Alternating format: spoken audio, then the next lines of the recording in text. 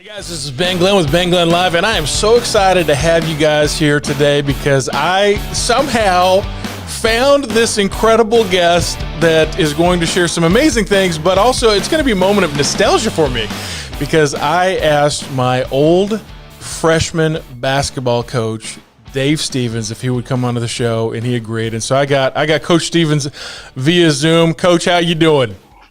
Fantastic. With that kind of introduction, I don't know if I can share too many stories, but I'll try. Give them a breakdown of Dave Stevens and your career because you've done a lot of stuff. Holy cow. Well, I started off at Wisconsin Platteville. I got the privilege to play for a guy named Bo Ryan, and I also played college football with George Christ. His son's the coach of Wisconsin now. And then I came to Plainfield, Illinois. I was going to stay for 1 year, and I woke up, and it's 33 years later. I've taught 5th grade, 7th grade, world history, geography, high school, been the athletic director, and finishing up as the principal. And now I'm officially retired as of July 1st. So the rest of the resume is waiting to be built. So we don't know what's going to happen in the future. Congratulations on the retirement. And in fact, when I sent you that text, I'm like, well, he's retired. I wonder if he remembers all. Because in the 34 years, kids have changed a lot. I would contend that they haven't. I would say a lot of kids want structure. They like the idea of the system working and having consistency in their life. Their surroundings have changed a lot. The family dynamic has changed a lot. The ability to have a consistent life is less and less. And as we speak over the last 6 months, even less and less. But kids have always adjusted. Kids have great flexibility. They have the ability to adapt and continue. I would say, some of the biggest challenges are social. We've become a Zoom society, or whatever you want to call us, texting, and the interactions. That's what makes, somebody like you even more important, because that personality part, I interviewed a lot of people over the last 16 years of my career as we hired people, and people would always ask me, what are you looking for when you try to hire a teacher? And I said, have you ever taught freshman math? Because to sell that, you've got to be better than any car dealership salesman you've ever met, because kids come in there, they're not all excited about learning freshman algebra. Yeah. You've got to be a hope dealer, and you've got to be able to sell them on the idea that they need it. And salesmanship. And when you interview somebody, that charisma and things that has to be developed are something that a lot of teachers have to have. That's great. It's so funny that you say that, because I share that a lot when I speak to do the teacher and services, is how you have to bring an aspect of entertainment to the classroom. Met a lot of teachers throughout the year, and sometimes there are genius teachers, but to be able to sell it to somebody is what you have to have a balance. You have to know that you have to have the knowledge of the subject, but then you also have to have the ability to connect and interact with students and be able to get the points across that you want. If you can slip in a little knowledge and have a little bit of fun along the way. I know, you're referring to basketball practice. I mean, that's what we tried to do. We tried to condition you and teach you a little fundamental basketball and let you have some fun. That way you showed up the next day. If you're teaching physics, high school physics, I'm not sure kids are breaking down the door to get in that seat every morning, but if you can make it fun. And I've been in so many physics rooms where it's, I don't want to leave. It's like, how does that work? It's like a magic show. All of a sudden you're like, well, how's that work? And then they slip in 5 minutes of knowledge, and then you go back to another magic trick, and bingo, before you know it, I know some of the information that I wouldn't have known before. Yep. And plus those little illustrations and the fun create what I like to call memory hooks. You got to be able to figure out something that helps them hook it into their brain so that they can recall it. And I've been fortunate enough to be in the back of one of your presentations more than one time, and I'm always what I enjoy most about your presentations. No offense, is not you, because I see you enough, and I know your personality. So I know thanks, Coach. But I love watching the kids in the back row that were not engaged at the start, and like, who's this guy, and why has he got chalk art? And geez, this is 45 minutes out that I could be spending doing nothing in the classroom. And then all of a sudden, about halfway through, they start to see things on the screen, and then they start to listen to you. And at the end, they're like, "Oh man, look at that! That's unbelievable!" And I think, that's enjoyable. I know you get a kick out of it, but it's fun to watch. It's too bad you always have to be presenting, right? Because in the back, it's almost more fun to watch those kids. And I think that's a classroom. You're basically a big teacher. And what would you say to a teacher just to keep them inspired? Keep doing what you're doing and remember your passion. Remember why you first got involved in teaching. What was that first sparked that joy, and have that and hone in on that, because that will be able to take you through some really tough times, and then also glean on the great stories that you get, that return, that investment that you put into it, that when you hear that feedback of, man, this really worked well, or, hold on to those stories, because that'll help carry you through. But then also take some time for even the negative feedback to see how and what ways you can improve. So I pray that this time for all of you is a great time of learning and experiencing and being able to connect with parents even more. That leads into my next question. What do you think is the most challenging thing teachers have to face in the classroom these days?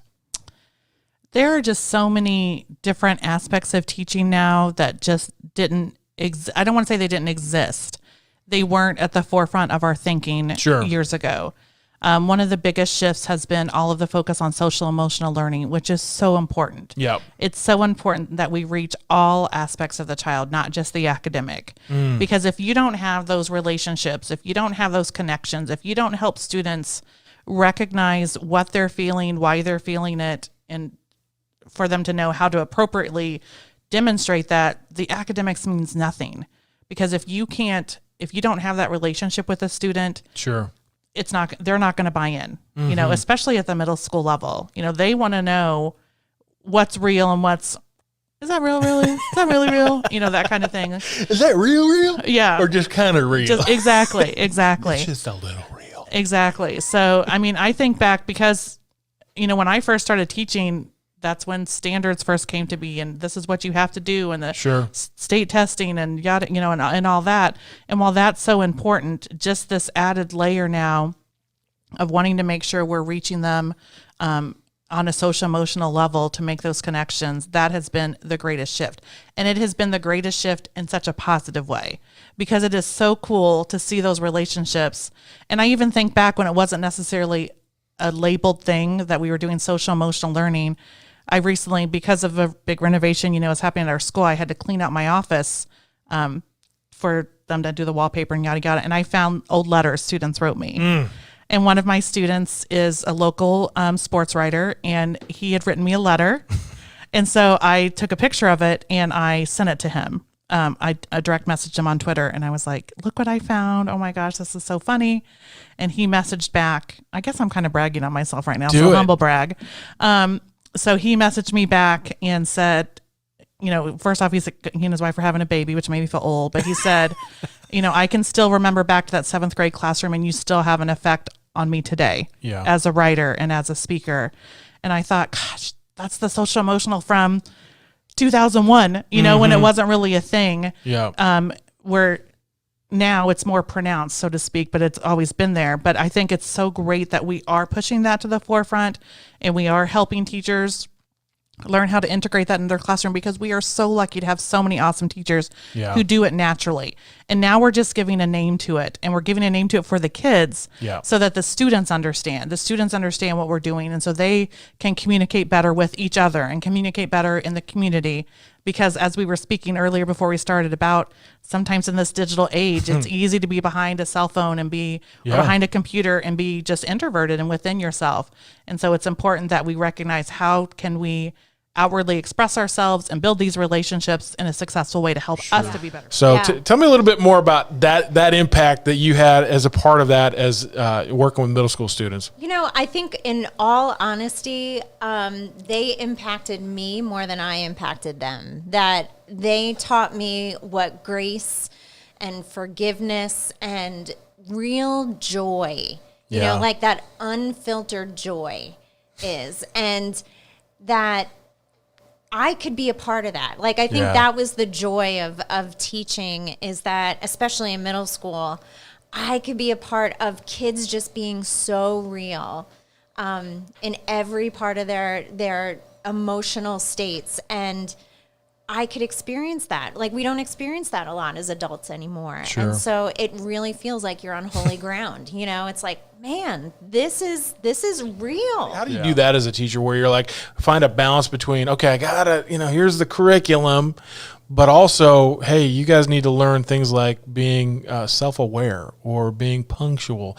So what's your secret sauce for that, mixing that into the equation? Okay, lean in, everybody. Secret sauce tip number 2. That's pretty cool.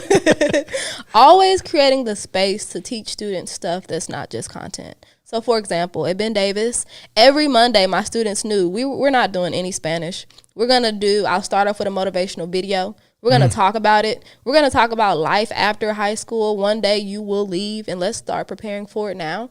And then we would have just Q&A sessions, or I would share with them my story and things I wish I knew. So just creating the space to help students with not just content stuff, and then letting them ask me stuff, just being very vulnerable and open with them. So always creating the space, and going into teaching this upcoming school year, I'm going to always just create the space to just have those conversations with students. And it's not just going to be on Mondays. I'm going to create the space for it as often as I can. Yep. And even creating comment boxes so they can ask me questions and get clarity so I can prepare them for life after high school. Because it's not just about school, but it's about how can I help you? Because I'm just doing my part. Right. And that's the thing that I keep trying to explain to my daughters is that, these are just 4 years and they're going to go by super quick. And, as a dad, I'm trying to slow it down. But now my daughter, she's starting to drive, and that's just freaking me right out. She actually is doing pretty good, but she's so little. You met her when you got here. I mean, can you imagine that little blonde kid behind a wheel of a car? You're like, yay. No! Yeah, I ordered these magnets on Amazon Prime that say student driver. I got them plastered all over the van. I'm like, that's smart, though. Yeah, like, let everyone else know. Just back away. The great educators, the great teachers, the ones that are in this business, it's about, the opportunity of getting to shape the minds of young people and teaching them, and hopefully they're teachable, and then just having those kids get it. And not just, I got the grade, but also I got some life skills. Yeah. So. And even to be okay with, not even okay, but to be passionate about, you know what? I may not see the aha, but I will plant seeds that I may never see bloom. You know what I mean? Yeah, absolutely. It's funny. That's the most thankless job ever, besides being a parent, You know what? That's a different podcast altogether. We could go for hours on that. Oh, man, all day. What can a teacher do to find that heart every day? Well, I think once you walk through the door and make that connection, it's open. Teaching is not something you can fake. Kids can smell fear. They can smell your lack of interest.